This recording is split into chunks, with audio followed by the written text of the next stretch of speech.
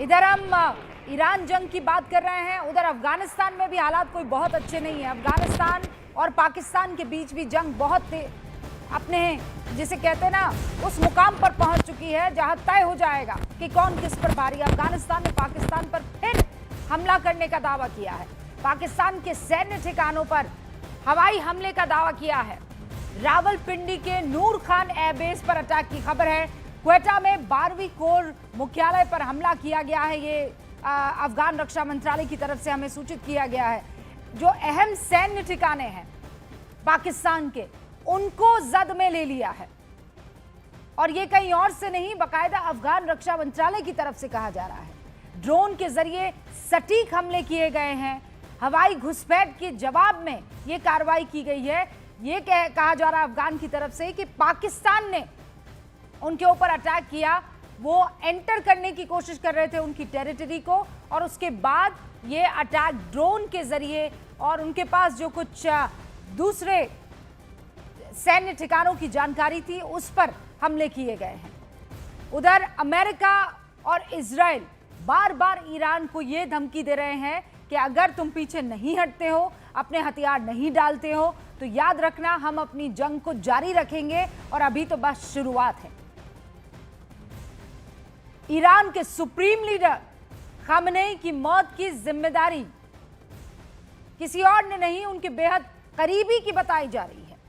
उनके साथ साय की तरह ये रहता था। हर कदम की खबर उसे रहती थी।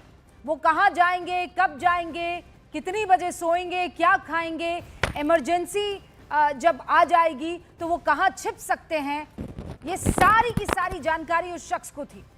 और सोर्सेस हमें बता रहे हैं कि उस वक्त जब खामनेई अपने महल में बेहद गोपनीय बैठक कर रहे थे तो उनके इस करीबी सलाहकार ने सारी जानकारी लीक की है। बताया जा रहा है कि सीक्रेट मीटिंग की जानकारी कथित तौर पर किसी अंदरूनी उनके बेहद करीबी शख्स ने ही मोसाद तक पहुंचाई है। और रिपोर्ट्स में दावा किया गया है कि मोसाद को ईरानी सरकार के अंदर से ही मीटिंग की जगह, समय और मौजूद लोगों की जानकारी लगातार मिल रही थी और उसके बाद उन्होंने यह अटैक किया है। इसी आधार पर इजराइल और अमेरिका ने खामनेई के खिलाफ ऑपरेशन को अंजाम दिया।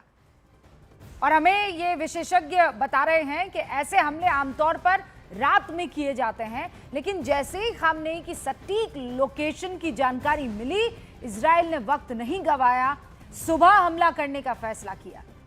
पहले रात में स्ट्राइक की योजना थी, लेकिन कहा कि वक्त नहीं गंवाते हैं। इंटेलिजेंस इनपुट मिलते ही ऑपरेशन का समय फौरन बदल दिया गया। और शुरू में अगर आप मौजूद होंगे तो रविंदर सचदेवा यही बात हमें कह रहे थे कि घर का भेदी होता है जो लंका ढाता है। सबसे बड़ा खतरा बाहर की आर्मी से नहीं होता है। और रविंदर, आप जो कह रहे थे वो एकदम सही साबित हुआ है। अब ये सूचना मिल रही है कि खामनेई का बहुत कोई करीबी था जिसने सब कुछ लीक किया मोसाद को। और हमें पता है मोसाद काम कैसे करता है, उसका तौर तरीका पूरी दुनिया जानती है।